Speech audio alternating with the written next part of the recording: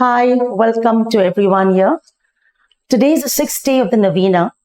Priests and all consecrated men, COFP, DOPV, VCDC, IRD. Dear brothers and sisters, the fruitful dialogue with one another helps us to live the teachings of Christ and witness our faith.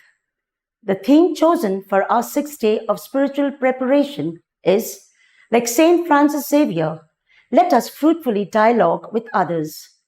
The sixth day of Novena has been dedicated to priests and all consecrated men, COFP, DOPV, VCDC, and IRD, apostolates in the Archdiocese, Feast of Saint Andrew, Apostle. The first reading, the disciples' dialogue with people. Gospel, Jesus enters into dialogue with his disciples. Jesus commissions the disciples to have dialogue with people. As we pray for God's grace to make us the instruments of dialogue, we pray for our priests and religious brothers and their ministry, the work of formation in the seminaries and the ongoing formation of priests, and an abundance of vocations to priestly and religious life to work in God's vineyard.